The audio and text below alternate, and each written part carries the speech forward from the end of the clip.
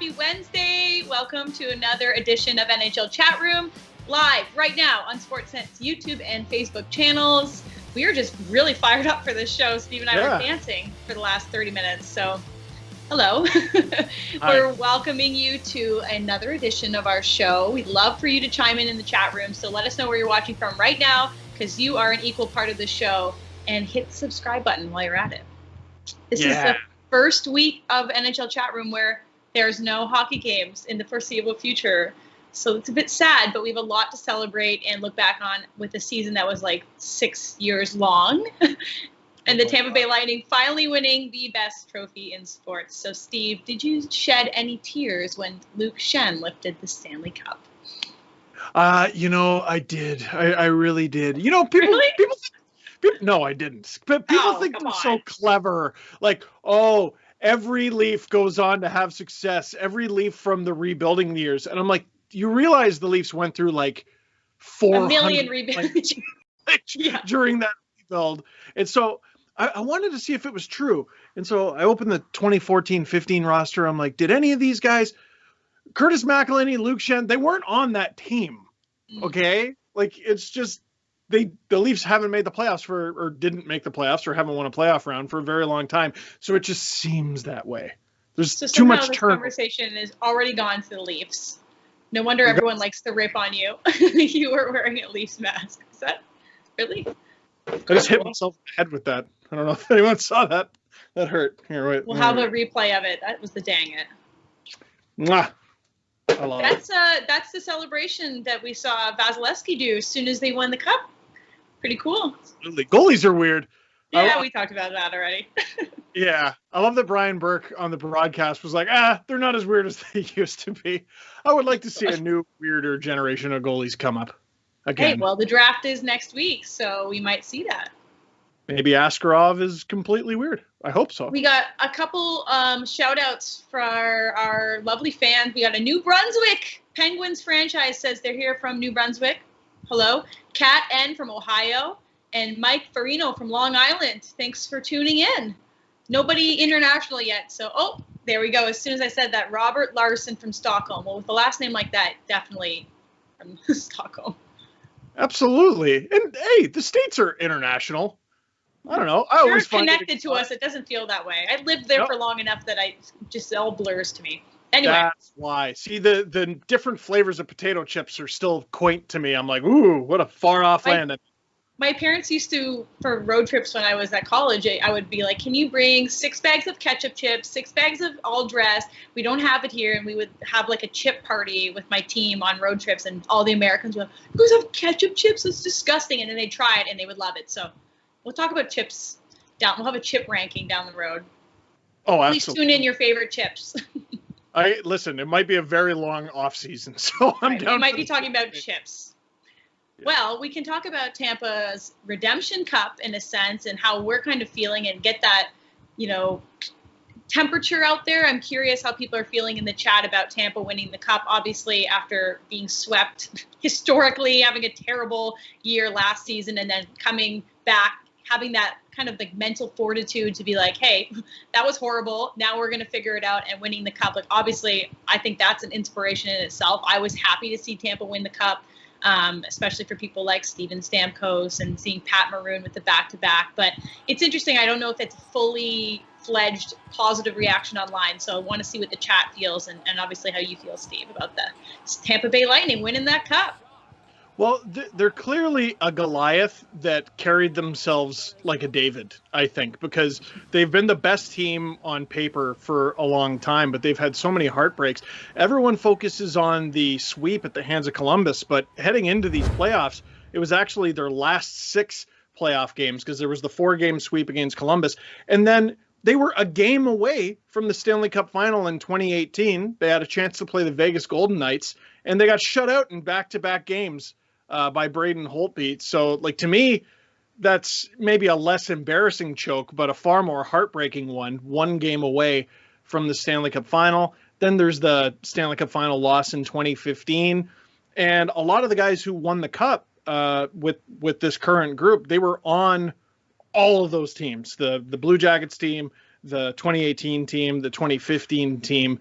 So, they didn't carry themselves like a favorite. They carried themselves like a team that was afraid of screwing it up again and wanted to make sure they clinched.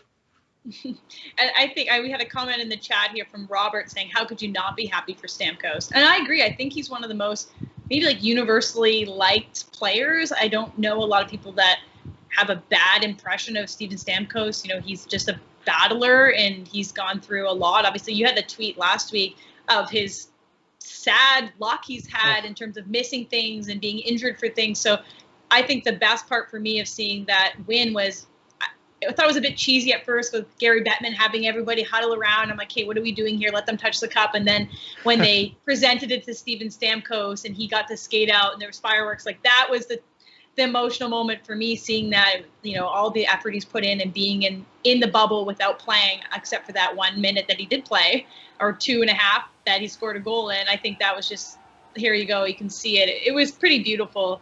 We don't usually use that word for hockey, but there he is. Oh. It's almost like his teammates.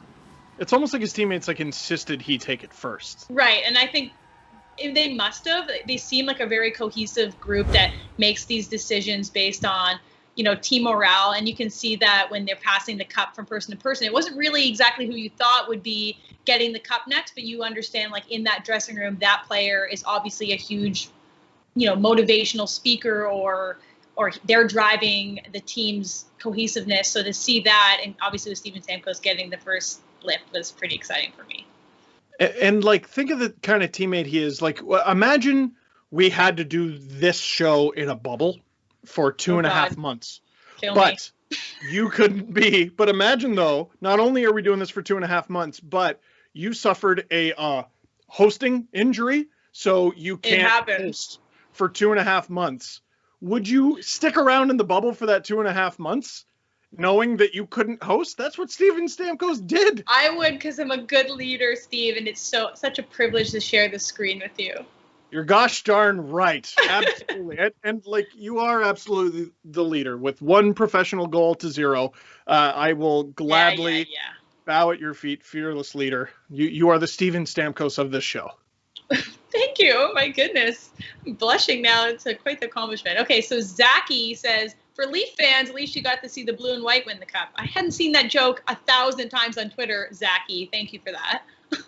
Zach, you know what? Lay off Zach. He must be tired. He was up all night writing that. Shut up. All right, so we did get to see some on-ice celebrations, which were exciting, but the party really continued with the post-game celebrations, which were, as expected, a bit different this time. I was bummed that we didn't get to see, well, not bummed for social distancing measures, but always love to see the receipt from the bar where they go, and it's $300,000 receipt, and you're looking at what did everybody order, and it's always exciting. Obviously, for pandemic reasons, I'm glad they didn't do that, but there were some really interesting post-game celebrations. I think Pat Maroon with the cigars and the back-to-back Drake's lyrics playing was so sweet. We have a video of it.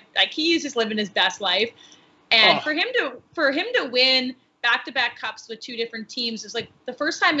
I think only 8 people have ever done that before, which I was surprised. I thought that was actually a high number. I thought it was kind of a rare thing to see, but that was awesome. For him to win it, that was sentimental for me. And then obviously we have another story that happened with John Cooper.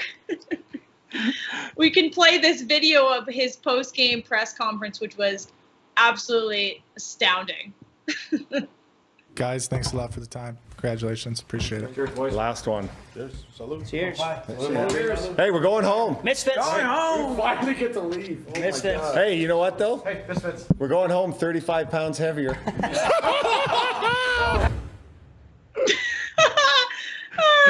is probably my favorite video. I have never seen a grown man, except for the Joker, make that noise. It was frightening. Can you please give me your impression of it, Steve? That was pretty good. I don't even know what the heck that was, man. I'll have to try. It was, here, you do it. I want to hear it. Oh, goodness. Okay.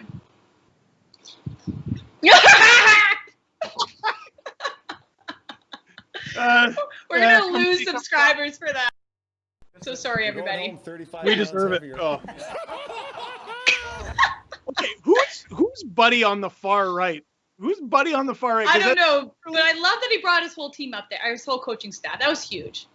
Oh, absolutely. But like that's clearly they're doing some sort of inside joke, some sort of bit, because Buddy on the far right, like the I don't know.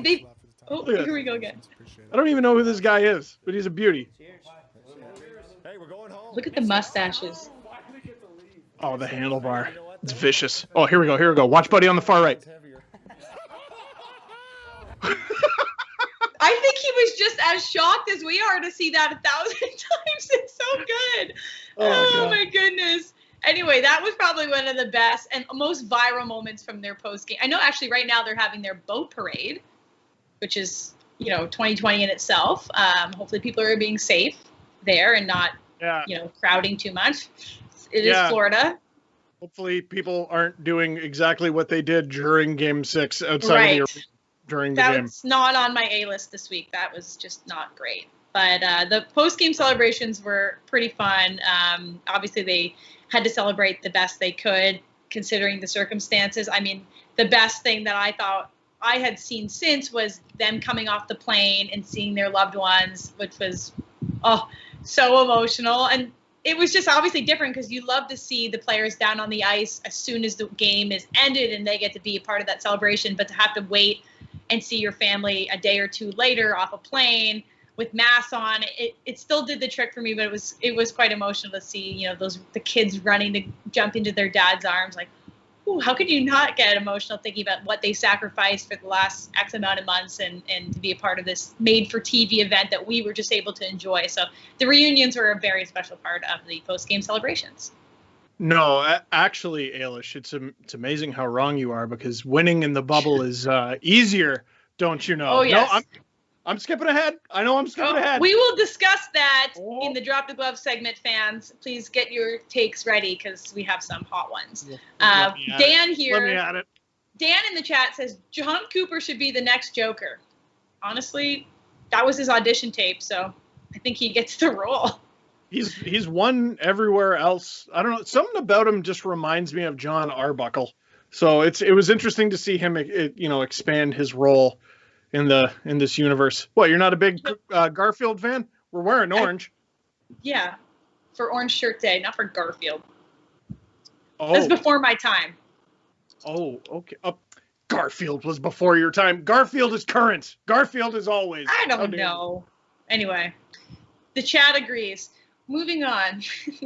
So, I mean, the Cup celebration was pretty prominent for about 12 hours. But, of course, as soon as the next day starts, there's already new rumors. And we're getting into trade season now. So, Jack Eichel's name amongst the chatter. And there's been a bit of confusion amongst what's actually happening and what's not happening. So, I'm going to Sparks Notes summarize it for those people that use Sparks Notes in college, myself. Obviously, there's some unverified trade rumors, including the idea that he had requested a trade out of Buffalo. But then the Rangers were interested. And then his agent responds back saying, no, he doesn't want out of Buffalo. But then this team has a stance that, well, people are calling, but we're not shopping him, but we're still answering the call. And so obviously there's some confusion around what is happening, what is not happening. And it's very exciting because it just means that the chaos is starting. But clearly he's not moving. We need your opinion on this, Steve. Yeah, Sean McKenzie's dad, that rascal, getting us all fired up, fired up. I was looking at the Buffalo Sabres on Cap Friendly and everything today. And if they were to trade Jack Eichel, first of all, it's impossible to win that trade. Second of all, you need to decide what you're doing as a hockey team.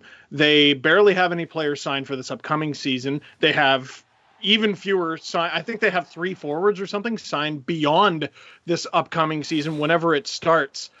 You got to figure out in the fastest of quick ways how the heck you're going to make the Buffalo Sabres I'm just going to say the word relevant. Not even good. They need to be relevant. They need to be something along the lines of what the New York Rangers were this year. They don't have to make the playoffs necessarily. And the Rangers, if we had a full 82-game season, might not have.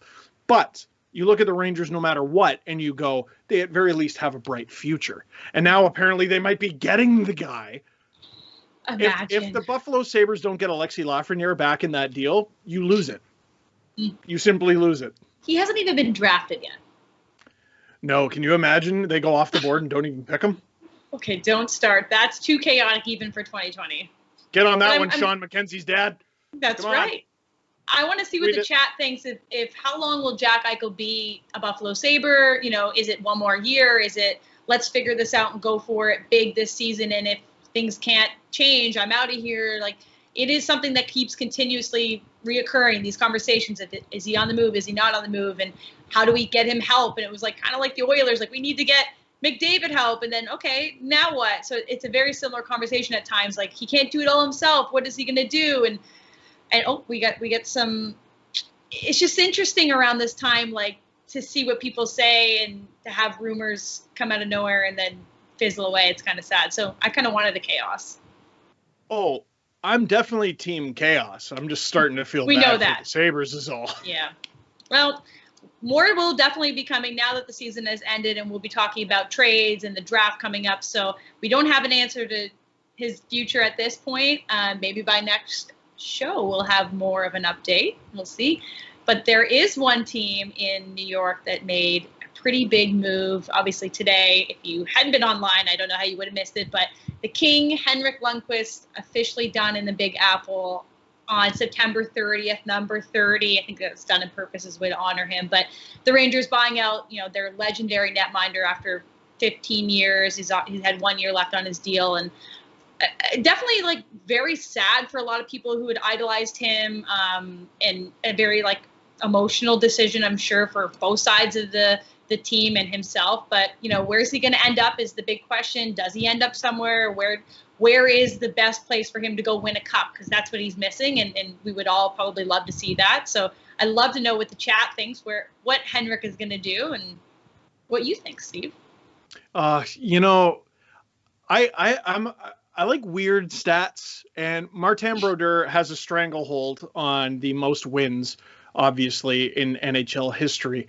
But he also held a number of stats in a different category, most anything, shutouts, whatever, for a goalie or for a player who only played with one team their entire career. Oh, yeah. And by going to the St. Louis Blues for exactly 4.5 minutes, he completely ruined the whole thing. And I've already lived through the trauma of seeing Martin Brodeur in a St. Louis Blues jersey, Daniel Alfredsson in a Detroit Red Wings jersey, Mike Modano in a Detroit Red Wings jersey. I'm bringing back all these things you went to years of therapy to forget. I don't want to see Henrik Lundqvist, the Blackhawk. I don't want to see Henrik Lundqvist, the Edmonton Oiler, the Calgary Flame. The only way I'll be able to stomach it is if he plays at least 2 more seasons. You can't come back for a hot minute and ruin it. You got to be here legit. Look at this beautiful man. I want to see that again. Yeah. Just for my own personal needs. Why are you showing Henrik Lundqvist the goalie? I just want to see the volume. Do we have a montage of his modeling days? Just a rocket. Look at that. What a guy. What a funny style. We can agree that he needs to continue for a long time just for, his off-ice skills he brings, his bench appearances that the camera loves to zoom in on him. But we're seeing a lot of people saying that the Flames could be an option in the chat. Nystrom says Lundqvist to the Flames. We see, Melissa agrees with you saying, I think now's the time to retire or continue for longer. We got a Colorado, just what they need, more skill and talent in Colorado. But we have one more Single, he's the best goalie the Rangers ever had, so he has to make the Hall of Fame. So we definitely agree, I think, that he's a Hall of Fame goalie. That was a viral clip on ice surfing a couple of years ago. Jason York very famously saying it's not the Hockey Hall of very good. And to him, championships matter. And I just sort of side-eyed him and said, Mr. York, how dare you? Well, it's definitely tough because people have gone in for much more and have been snubbed with way better resumes. So it's interesting, like, how do you value the sentiment and the, building that he's done for that franchise if he doesn't have a cup. And so I think that will be an interesting decision when that comes, when he retires and he's eligible to be on a ballot. Sure, we'll revisit this conversation about, is he a Hall of Famer? But, in the moment right now with the kind of sad montages we've seen of him leaving New York, you're definitely like, oh, he's a Hall of Famer for sure. Yeah, I would die for him. He never played for my we team love once. him. We have another comment, J00K17. I think he's going to Chicago. They won't re-sign Crawford. You must know everything. I mean, yeah. It's that comment coming from S. Bowman. Yes. I don't see it happening. I don't see it happening because my brain won't allow me to. Right. Go out with the proper story. Henrik Lundqvist can still win a cup with the Rangers, just not as a goaltender. Like he can join the team. Or something, yeah. Goaltending coach. Henrik Lundqvist, the most handsome general manager in the NHL. Oh boy. How about that? Could happen. Last thought before I move on. What about Henrik Lundqvist, the Leaf? No. Ew. No, you say no. You know why? So Jaromir Jagr. He's in Toronto. He lives in like Yorkville, and just like, oh hey, Henrik. That's just me thinking. That might be the most Toronto thing ever. Henrik Lundqvist standing in Dundas Square, just our knockoff Times Square, at the end of his career, got a .901 save percentage, just standing there looking around at the Cineplex, trying to, yeah, this is the same. No, I love man. H&M. He'll be on that H&M banner, like you'll walk by Yonge and Dundas and it'll be like Henrik Lundqvist at H&M's new model. Like, doesn't do it for me, actually. Never mind, I take it back. He can't be in Toronto. Which one of these is Salad King? Which? No, man, we're not doing this anymore, Hank. Milestones. Towards the end of Jaromir Jagr's career, when he was going anywhere and everywhere, I saw some people. Hey, don't you want to see Jagr as a Leaf? No, like he's not one. He's not. He's not. It's weird. It's weird. Ugh. All right. Well, we don't make the rules, so it could still happen, and we could still revisit which store Henrik Lundqvist could model for, probably like Harry Rosen or something. Okay, that's a good one, actually. We'll table this. Even though there's still a lot of this discussion to be had, what we can look forward to is the NHL Draft next Tuesday. There's no hockey. We don't know when there's going to be hockey, but there's going to be new faces to the NHL, and it's definitely anticipated to be one of the deepest drafts in years. We definitely think we know who's going first overall. But the top 10 has a lot of, moving pieces. I see rankings come out with, 2 to 9 all upside down and backwards. So it's going to be exciting to watch. I kind of want to know what intrigues you most about this upcoming draft. And, it's already Tuesday somehow. I don't even know. The season is just the weirdest thing ever. It's so confusing. And yeah, outside of Alexis Lafreniere, who's definitely going to go first overall to the Rangers, there are some genuine wild cards here, and I got my eyes on Quentin Byfield, who a lot of people have ranked second. He, by some accounts, could even possibly fall out of the top 10. He could be one of those weird picks that's kind of like Cam Fowler, where everyone was stunned, and all of a sudden 9th, 10th, 11th. Why hasn't anyone taken this guy? And then teams start to get worried because what do these guys know that I don't? So he's one wild card, but to me, probably the biggest is the goaltender, Askarov, who can go to basically any one of the top 20 teams who decide they need a goalie, but it sounds like he won't be around for much longer than that. And then there's the fact that a lot of teams are screwed because the cap is flat and they have no money. So there's going to be a lot of movement at this draft. So on top of it being one of the deepest drafts ever, I think a lot of those picks are going to be in different homes than they are today. And it begins Tuesday and continues to Wednesday. So next week, be ready to have a really draft-heavy show. We're going to hopefully have some guests to talk about this year's draft. But what I think is also most intriguing about the draft is it's going to be like somehow Zoom. It's going to be weird. Like, imagine all the coordinating you're going to have. Like, it's already hard enough to coordinate Steve and I to be on Zoom at the right time, and he's always like 30 minutes late, and it's just like, okay, I'm waiting around talking to the producers and like, where's Steve? So someone's going to be up to draft, and they're going to be like in the bathroom or like cats running around. Anyway, so it's just going to be quite weird, which we're going to be excited for. So next week, get ready to hear more about the draft, and hopefully it goes smoothly. I'm excited to see like one of the 77-year-old GMs in the NHL. Using Zoom.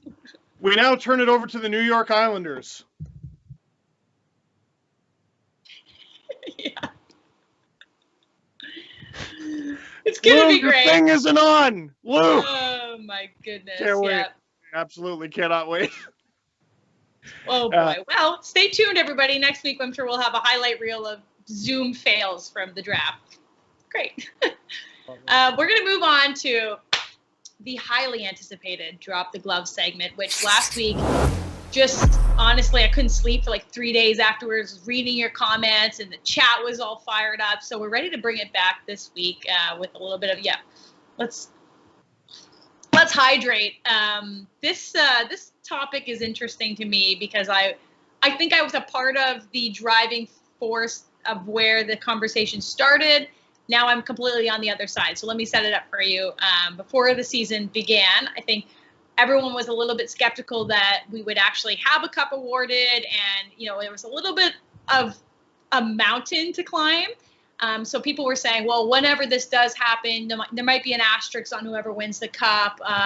Is it really going to be a real season? And now, after seeing like how incredibly difficult and strenuous and mentally and emotionally and physically crazy the bubble life was, and the return to play itself, like I could not agree less with that statement that there's an asterisk on the Stanley Cup champions this year, regardless of who is going to win it. Just the fact that this season ended up the way it was in this made-for-TV world that they, provided for us. So I am ready to fight everybody who thinks that there's an asterisk beside the Stanley Cup champions of 2020. That is my take. Anyone specific there, Ailish? There's a couple people on Twitter. Like, I'm sure if you type in a couple things, you'll see a couple names trending. I'm not going to throw anyone under the bus because I'm not that mean. Is that not what buses are for? Other than mass transport? That's what I thought. The idea, and listen, you shouldn't blame yourself for how you felt initially, because I sort of did too. It was March too. Well, it was March. We were all in a pretty bad mood. We didn't even know what was happening ahead of us. Do you remember the cute little phase where we were like, NHL season might be postponed 2 weeks? Yeah. And I was like, that's perfect. Like, we'll just like hang out, like regroup, and then we'll be ready to attack it like end of March. And then it was like, holy, this is nuts. We'll chill for a couple weeks. We'll watch Tiger King. We'll have some ketchup chips, and then we'll go right back to everything. No, that's not how it worked. Then when they started talking about the plan, I didn't allow myself to believe it. And that is what we call in therapy a defense mechanism. And basically, I was protecting myself from disappointment. Now seeing what the players did, seeing the Tampa Bay Lightning get off the plane and hug their family members almost made me feel bad for watching it all. Because I was like, oh my God, we actually locked these guys up for 65 days for our entertainment. I mean, they got something out of it too. They won the Stanley Cup. I think there's a very good reason we haven't seen the Dallas Stars video. I think it'd be a lot more heartbreaking.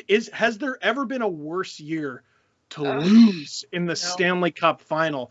But just because the guys weren't traveling on the road or anything, they were locked in a bubble for over 2 months. The mental strength it took just to get through that, unbelievable. I know ESPN wrote kind of an article about like inside the bubble, and they had players' actual comments about what it was like inside the bubble. And I remember reading one line, like, we looked forward to our bus trip to the hotel, which would be like 5 minutes, when we could actually see daylight. And I'm like, this is like prison. Like, I'm picturing them locked in a cellar now without daylight. And I know there was all those rumors about all the parties at Hotel X where they had a rooftop. And it's like, it's still not the same. Like, I used to be excited to go away for like when I played, midget or whatever, to play in the hockey tournament, where you go spend like Thursday to Sunday in a hotel and you'd play like 6 hockey games in 3 days and you'd be with your team. But as soon as Sunday ended, I would be like, holy, like I miss like school and my family, and I just need to regroup from my team. I'm sick of them. And imagine doing that for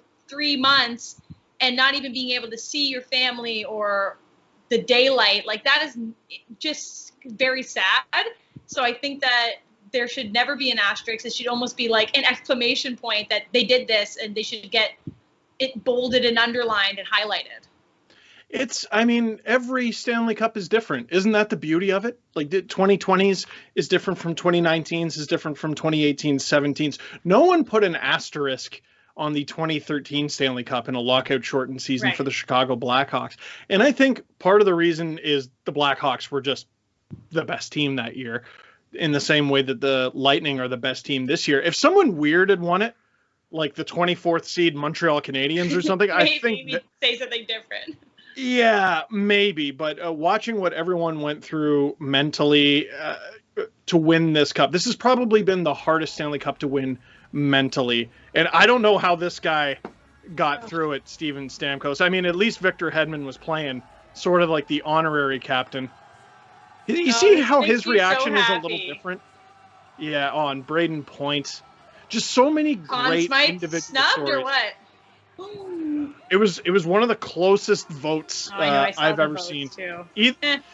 Either guy could have won it. Victor Hedman with a key play in Game 6. Braden Point actually getting a goal in Game 6. But I think Hedman won the tiebreaker because he was sort of the replacement captain. Right. Yeah, he was their leader throughout all this. We have some comments I need to bring in. This is probably the first time that NHL Chat Room has agreed with us.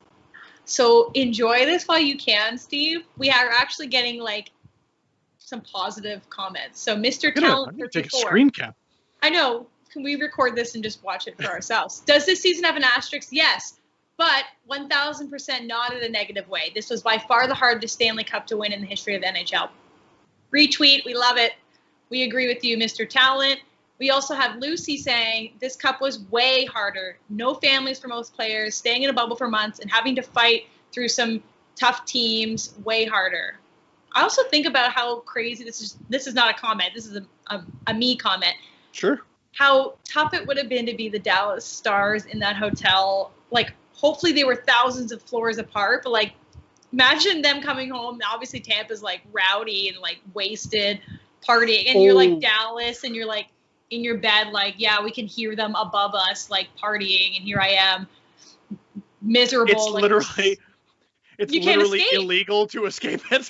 You cannot leave, and you're trapped in like this room of your own thoughts of how much torture that would be. But I mean, aside from that, I think that obviously, the whole experience itself, we're going to touch on that later and how it was so successful, but there's no asterisks. We have Jay Giroux saying no asterisks, so dumb. They still fought like warriors for the best trophy in sports. Retweet again. Wish I could like their comments. Anyone who said there's an asterisk, particularly those who trended because they said it, are stupid. Let me just say it. We agree. I'll just say it. Lighthawk has a question, which is something else on my mind too. Do the Lightning repeat as champs next season? Oh boy. Well, I think they have a really good chance. Of course. I would bet on them now. Yeah, well, you know what's funny? They went from 0 to 100 and like found the way to make it click. Like, why can't you just continue that momentum and that role? I mean, we don't even know when the season's going to be, but I would think that they figured it out. They got the puzzle pieces. They got those, those last minute acquisitions that like made it exactly what they needed, those puzzle pieces. And like, I would not be moving or changing anything. I would just roll with it at this point. No, I mean, it's sort of the longer it takes for the season to begin, I think the more likely they are to succeed, actually, because you're more likely to get Stamkos back. All the guys who were, guys were playing injured, and Lord knows how many guys are about to go to rehab, about to get surgery for their ailments. If the season starts in March, I think it's much better for them. It's usually March. That's one of the months I've heard. They keep saying January. Horrible. I know. Tell me about it. They keep saying January, and I'm like, sounds good. Let's do that. Let's do a little bit more of that. Yeah, I think January I thought was like a pretty sure thing. We just need a vaccine, so let's go keep working on that. Let's go. Got it. Oh, that's okay. Perfect. I think everything would be fine. Oh my God. This is not the presidential debate from last night. We know, hopefully, we don't want to be like that. Although I am cutting you off about as much. Did you see that the betting odds were released for next year's Stanley Cup, and Yeah, the Lightning are Colorado. not the top team. Yeah, Colorado. Producer Drew was happy about that. Absolutely. Well, I mean, they took the Dallas Stars to 7, and they won 2 out of 3 games with Michael Hutchison as their starter. Can never forget that. No, they have the assets. They have the cap space. No one's really leaving. They got a real interesting squad. I like them. Well, we'll see. This was probably the most loving drop the glove segment. We'll have to think of something a little bit more fiery next week. Sorry, but it's kind of nice to just get supported for once too in the chat. So thanks everybody. Ketchup chips, trash. Prove me wrong. Yeah, we'll talk about that when things get really slow. If we're waiting till March for the season, then I don't even know. Moving on to the On the Bandwagon segment. Woo! We love the bandwagon. I'm going to go first. This was a story that was a bit scary at first, but has a happy ending. So last week in Tampa, a neighbor calls 911 after hearing shoot being screamed very loudly in like a nearby house. Turns out it's a bunch of Tampa Bay Lightning fans screaming to shoot the puck. Obviously, the police come, they hear the story, and then everything's kind of cleared up. Obviously, it goes viral because it's kind of a bit funny at the time. We find out that one of the gentlemen that was watching the game, Devin Garnett, decides to do something really positive with all the attention. So he decides to raise money with this T-shirt, Shoot the Puck. So he's going to donate proceeds of, the Shoot the Puck shirts, and there's another one you can buy as well, to some domestic violence charities in the Tampa Bay area, because the neighbor who called the police, had grown up in a family in a home with domestic violence, so was concerned. It wasn't like a funny thing. It was true concern for their neighbors. So a positive spin on that story, and I'm on that bandwagon. So obviously, I think we've seen the numbers as well, that domestic violence numbers have gone up through the pandemic. A very unfortunate thing. So if you have the money or the means to donate, there's a really good cause there, and you get a fun shirt that says "Shoot the Puck," which we should wear to every single hockey game always. Because if I'm a player and I don't hear you or see that I got to shoot the puck, I just forget that that's my job. So thank you. Yeah, I liked. Have you ever seen the old Andrew Ferrance skit where he's skating? He's like, sometimes I'm standing in front of the net with the puck, and I'm like, what should I do next? Yeah. And then someone yells, shoot. Really? And I'm like, that's why I only idea. scored 1 goal, because there weren't enough fans in women's hockey that were yelling, shoot the puck. At the time, we didn't have a huge fan base. So when I would get the puck, I just wouldn't know what to do.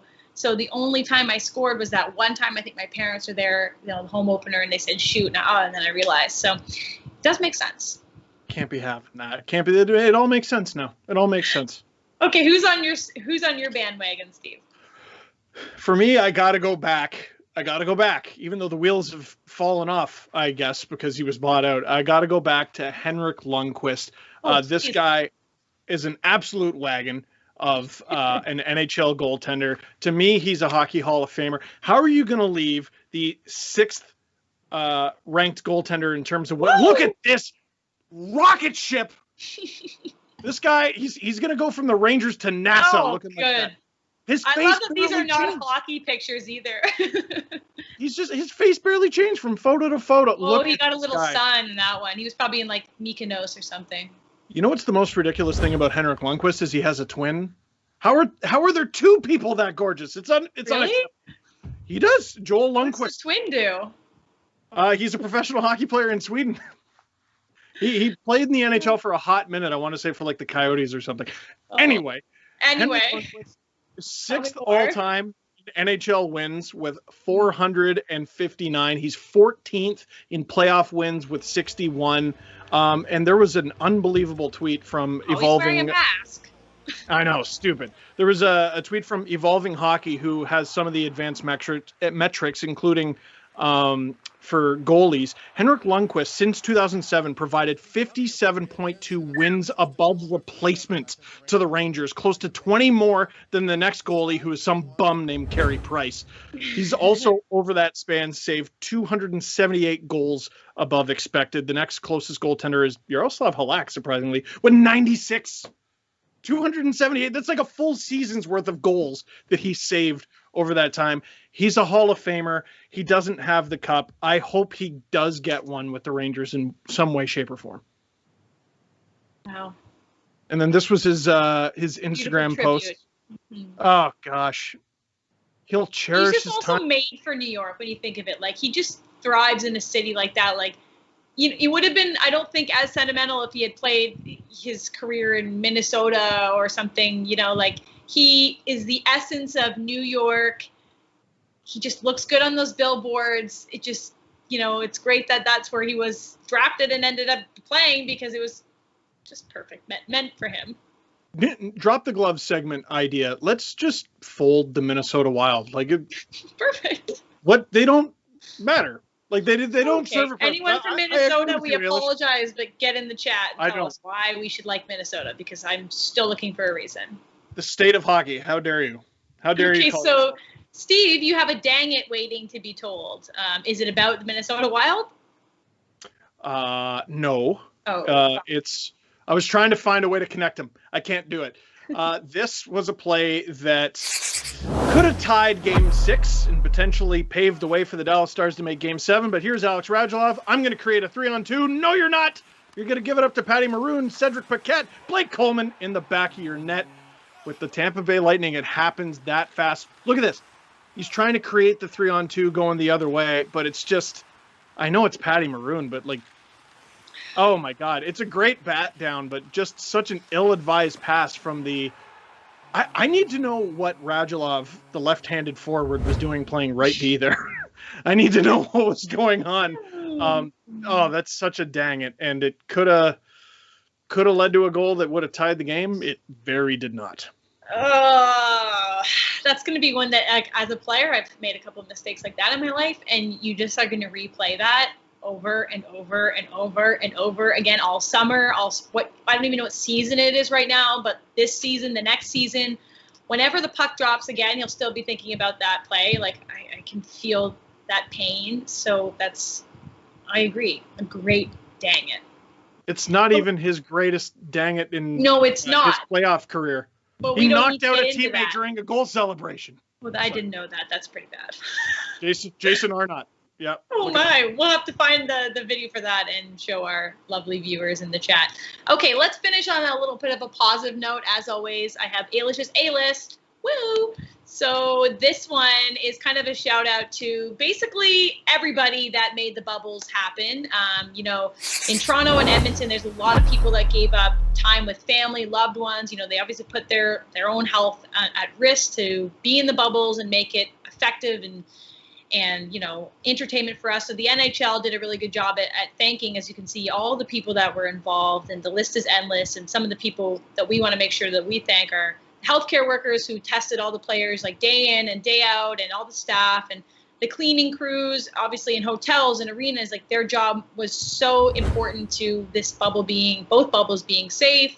There's bus drivers, there's transportation crews, everything had to be seamless. There could be no mistakes made. And for the NHL to go as many weeks as they did without any positive cases is no easy feat. And a lot of people, myself included, didn't think it was going to be a possibility. So everybody involved is on the A-list. And hopefully we never have to do something like this again, but it was a great, insight into people making it work for us fans to watch. So everybody is on the A-list, even you in the chat. Yes, you're on my A-list too. The Chris Johnson tweet that just blew my mind. They, over the course of the two bubbles in Toronto and Edmonton, administered 33,000 COVID-19 tests, and all of them negative. It's unbelievable.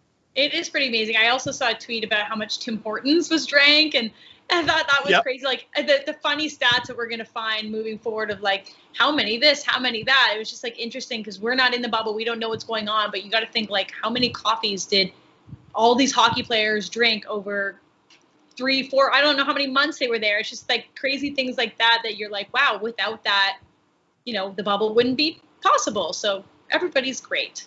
I would love to know like internet used. Amount of Netflix streamed. Yeah.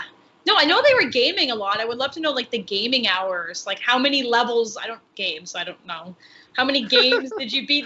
Did you go up any levels in like? I used to play RuneScape. Any RuneScapers in there? That was the only video game I ever played when I was like a small like child. But anyway, I'm just picturing like leveling up. So I'm sure some of the NHLers did that. I don't know. I would love to know. Yeah, who was the best gamer in the bubble?